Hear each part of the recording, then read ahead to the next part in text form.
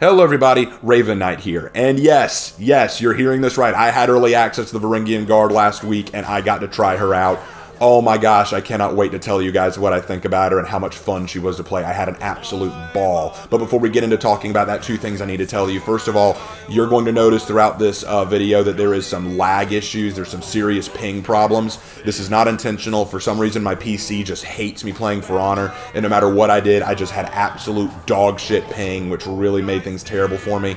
I tried my best to fix it, but nothing I did really seemed to work, so every now and then you're going to see some lag and ping issues. I beg you to bear with it. I did all I could for it, and I am very sorry. The second thing I'm going to tell you is you're only going to see me playing Dominion against bots in this video, and that's because I couldn't find anyone else with early access to play with me and try it out against other people and with other people, which I'm very sad about. I wish I could have, because I saw that Havoc released a video earlier where he showed himself playing with Nutella, a Break and Run, a Filthy Spaniard, and a lot of other people.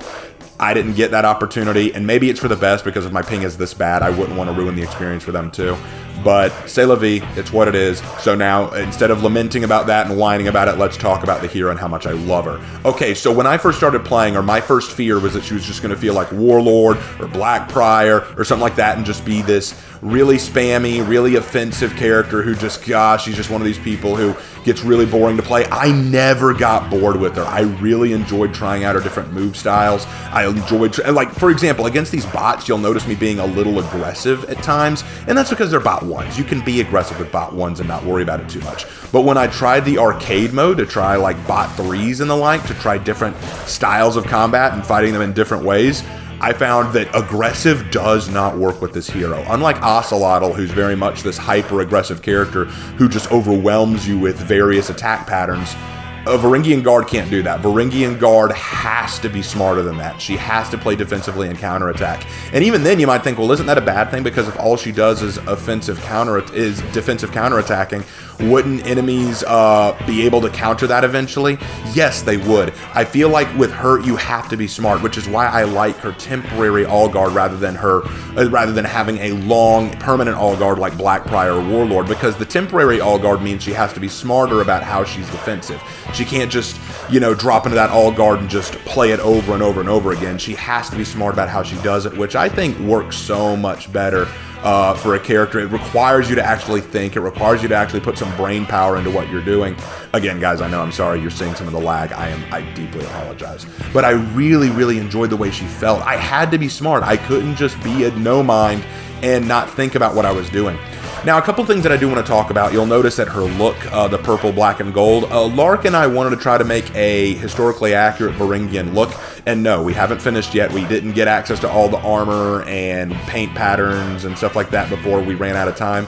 So you'll notice that it doesn't quite look accurate, and there's some things messed up. But we did our best with the time we had, and we got somewhat close, so we had fun with that. I like the way she looks. All the armor sets actually look really good on her.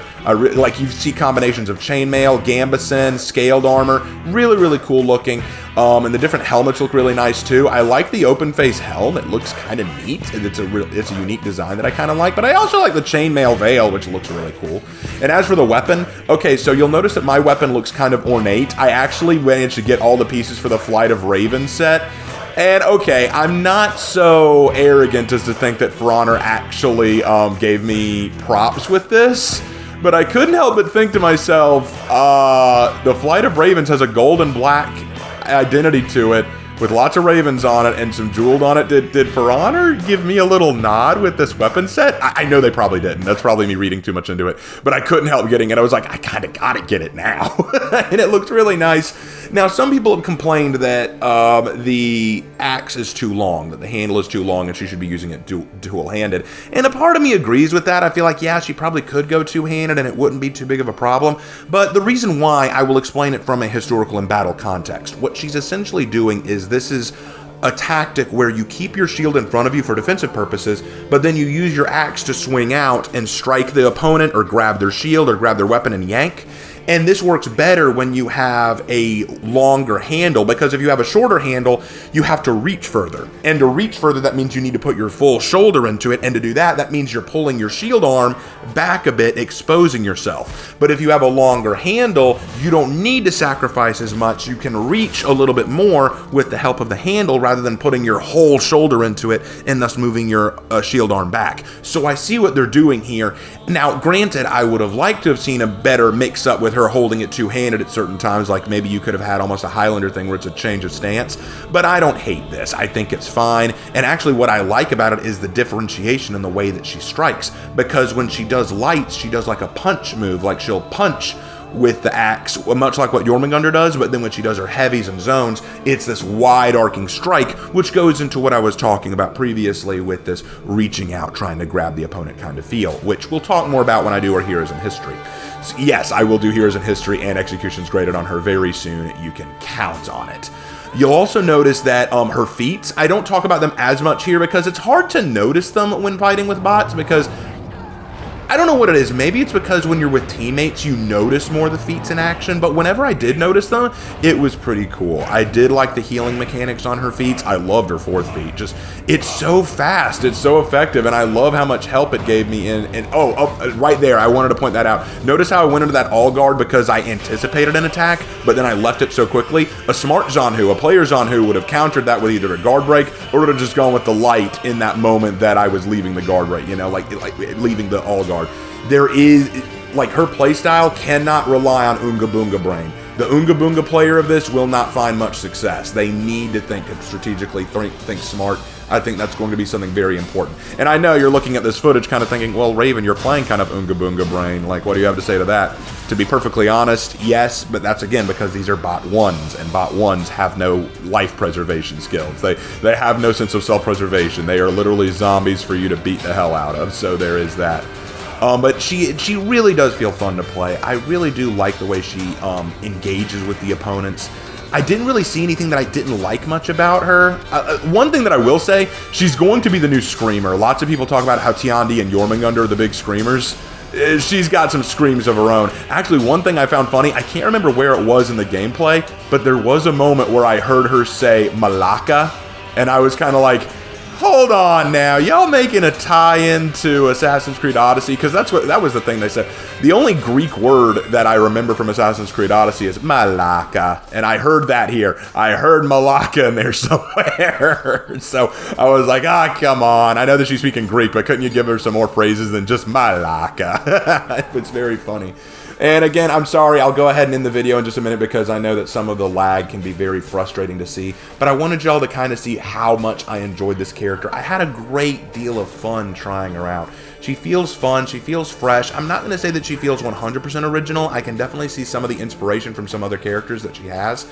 But at the same time, I do think that there's just enough unique there that I had a really fun time giving her a try, and I can't wait for her to go live so that everyone else can try her. I can't wait to stream with her and just have a really good time playing her. Y'all, the real sad thing for me is I'm going to have to really grind to get this armor and weapon set again because I want these. I want to be able to customize her a bit more and make my legend character that I'm excited to build. She's going to be fun. She's just going to be fun. This muscle mama of the Vikings that we've been waiting for a while is going to feel so great. I can't wait to give her a shot. I can't wait to play her with you guys. I know that I'm giving her a shot here, but I felt like this was just a prelude to things to come, a preview of good things to come, because I know that she will be so much more fun in actual PvP matches for me. This is going to be a great hero to try out, guys. So definitely when she comes out on February 1st, please do not hesitate. Get this girl. Have a good time with her. I know I had a great time with her. Watch Havoc's video too. It was fun to watch. And thank you guys so much, and thank you Ubisoft for giving me early access to the hero. I had a ball despite the weird ping. Maybe Ubisoft, I don't know if it's possible. Shoot me up if you can, but maybe next time if you do give me early access to something, maybe you could send it to my PlayStation. That way I don't have this ping issue. Just saying. I don't know what's going on here. But anyway, thank you guys so much, and thank you Ubisoft. And as always, guys, I will see you in my next video. Take care.